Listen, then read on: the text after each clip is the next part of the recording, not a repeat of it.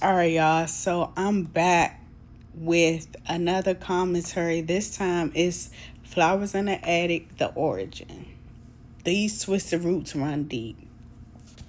So I definitely feel like I am in Alice in Wonderland. Y'all, like these movies, it's a whole collection of them that I had no idea of. Someone had commented on my last video. If you didn't see that one, I talked about Flowers in the Attic, and they mentioned these other ones. And then I just so happened to look them up. And so I just want to give a shout out to that person. So this one is about Olivia. Olivia is the one that's right here, the grandmother. This is how everything starts. Olivia and Malcolm. That's the grandfather. Oh my goodness. So when Malcolm met Olivia, Olivia was running a business with her dad. They stayed in this great mansion, and it was Olivia was she was definitely, I want to say, a woman in her right. She definitely was more so independent, and she looked forward to running a business that she had with her dad, some type of law firm or something like that. So anyway, her dad persuaded her to, get out and meet people, or the gentleman. Her dad didn't want her to be by herself. So with much thought, she actually ended up meeting Malcolm. They hit it off. Malcolm, you know how they say your representative, you meet the representative before you meet the person?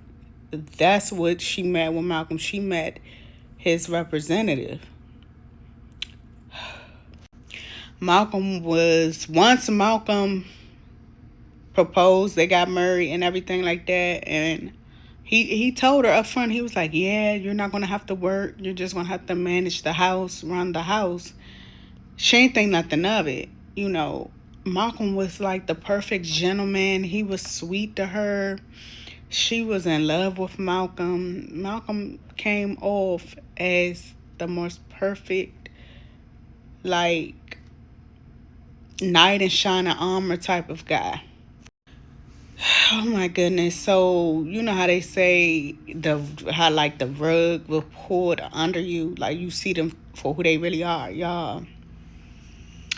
Olivia seen Malcolm for who the hell he really was, y'all. Like, it was so crazy. Soon as he got her to Foxworth Hall, it was like the drop of a hat. He was a completely different person.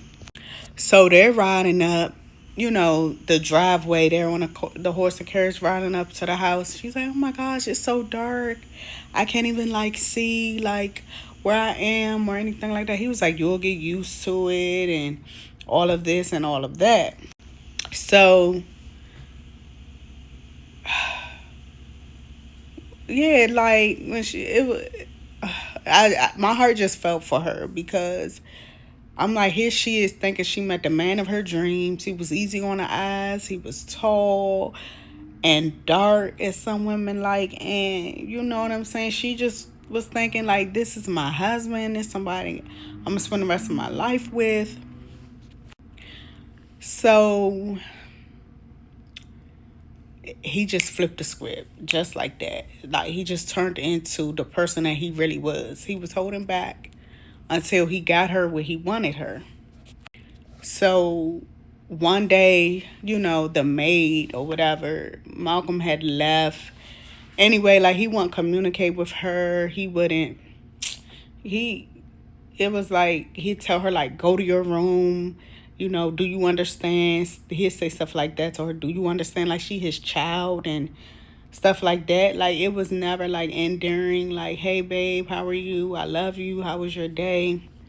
It was like he was always talking at her and not to her. And He had, of course, his wait staff and everybody like that. So she had took a liking to one of the African American maids that was in the house. And so they hit it off. So she was like, can you give me a tour and this and that? And so the maid was telling her, well, Malcolm don't really want you to wander too much around the house. If you go in this room and if you go in that room, I have to let you go on your own because I don't want to get in trouble, whatever the case is.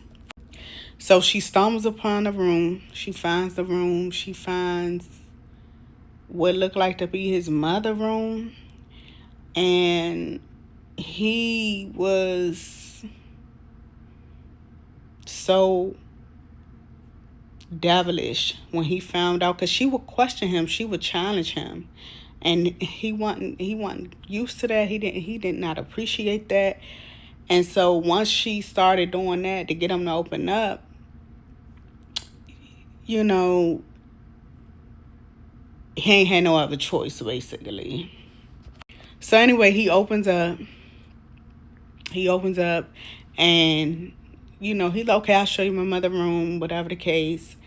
And you know, she feel like she and him is having a moment, because he like, do you wear makeup? They looked in the mirror. He like, do you wear makeup? She was like, yes, I do wear makeup. And she said that her mom told her, if someone can tell you're wearing makeup, you put too much on. So less is more. And you know, she was kind of smitten in the moment. So she looks over, she looks up at him, and she thinks they're getting, she tries to go in for a kiss. Bad idea. So he immediately get irate, y'all. He get mad, he get angry, and he tells her to leave. He tells her to immediately leave, go to her room. Do you understand? You did something wrong. Leave, get out. So she leaves, she gets out, time go on. He end up coming in her room, taking her to his mother room and raping her. He would like rape her, and it was this swan. It was so weird. The swan was connected to the bed and the eyes would always be looking. But anyway, she said, isn't this what, prior to him raping her, she's like, oh, I didn't think I did nothing wrong. Like, don't husband and wives kiss? Because they never had an intimate moment. Their night of the wedding, she didn't have a honeymoon. She didn't have any romantic, cool action with him. And so all she know now is just being objectified by her body. He's just raping her and having his way, and he leaving out. So she ended up just becoming a harder person. She ends up becoming cold and bitter. And so she like, you know what, if I have to stay, because when she was just getting ready to go, her cousin came to check on her. So this is the turning point, y'all. The cousin Amos come to check on her, and she's like, oh my God, what are you doing here? I was just getting ready to come home. He said, come on, you're not coming home to nothing. The business her and her dad had, it went out of business. They sent the debt to him. She wasn't writing them back. She was receiving the telegrams, but the maid was intercepting them. So she never was getting it. She ain't know what was going on, none of that. So basically, y'all, this turned her heart cold. And so Olivia, the grandmother that thought she was going to be hard and sweet and got her man and everything, she is the one. Malcolm turned her into the bitter old grandmother in Flowers in the Attic, who locked her kids in the attic, everything like that, because she didn't have love. She didn't know love. She didn't see love from her husband. And she couldn't give love. She couldn't give something that she never had. Y'all comment down below if y'all seen this. And shout out to the person who told me about all the other movies. Yeah, like, this stuff is crazy. More to come.